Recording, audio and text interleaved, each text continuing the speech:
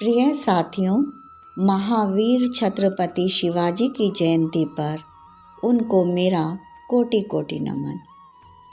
भारतीय इतिहास के स्वर्णिम पृष्ठों में एक नाम ओजस्वी और मणि की भांति है, जो भारतीय संस्कृति, राष्ट्रीय अस्मिता और मानव मूल्यों का प्रतिनिधि है। ऐसे महानायक छत्रपति शिवाजी को उनकी जयंती पर कोटिशः नमन।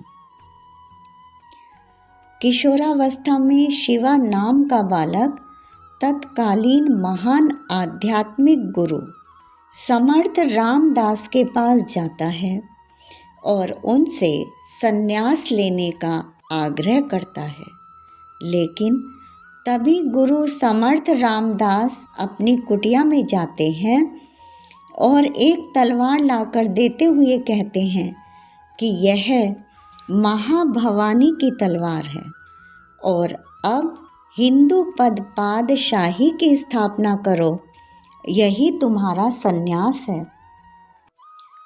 14 वर्षीय इस किशोर के जीवन में एक संकल्प मिल गया।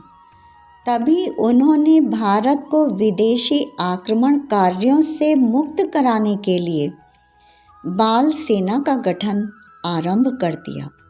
सन 1645 में जब इनकी आयु केवल 15 वर्ष की थी, तब इन्होंने सुल्तान आदिल शाह के तोरण किले को अपने अधिकार में ले लिया।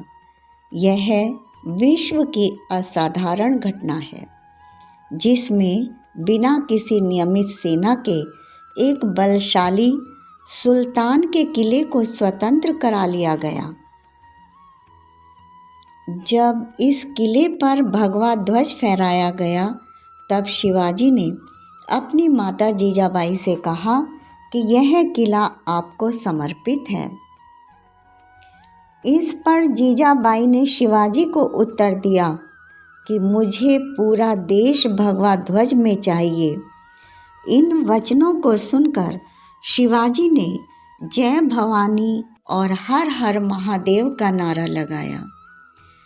छत्रपति शिवाजी भारत के एकमात्र ऐसे योद्धा हैं जो कभी पराजित नहीं हुए और उन्होंने पहली बार समाज के उस वंचित वर्ग को अपनी सेना में सम्मिलित किया, जिन्हें निर्बल और हे समझा जाता था। भारत में पहली बार उन्होंने कृषि नीति की घोषणा की, जिसमें यह व्यवस्था दी गई थी कि किसान के अनाज का मूल्य किसान स्वयं तय करेगा, न कि व्यापारी। इसके अतिरिक्त यह नियम भी पारित किया कि कोई भी महाजन ऋणग्रस्त किसान के पशुओं को जब्त नहीं करेगा। शिवाजी ने भारत को बहुत कुछ दिया है। प्रखर राष्ट्रवाद, सांस्कृतिक अस्मिता का प्रश्न, हिंदू पद पादशाही का विचार, सर्वधर्म समभाव का सिद्धांत और छापामार युद्ध कला। वे कहा करते थे कि युद्ध में मरना नहीं, मारना महत्वपूर्ण है। जिस दोषपूर्ण रणनीति के कारण भारतीय विदेशियों से पराजित हो जाते थे, उसको उन्होंने अस्वीकार कर दिया। आज उनकी जयंती है। यह केवल उनको स्मरण करने का ही दिन नहीं है, बल्कि संकल्प लेने का दिन है। शिवाजी की घटनाएं और संकल्प आज भी अपूर्ण हैं। हम राष्ट्र की सांस्कृतिक श्रेष्ठता को सार्वजनिक जीवन में स्थापित करने में असमर्थ रहे हैं। ऐसे में हमारा कर्तव्य हो जाता है कि हिंदू पद पादशाही के उनके संकल्पों को आगे बढ़ाएं।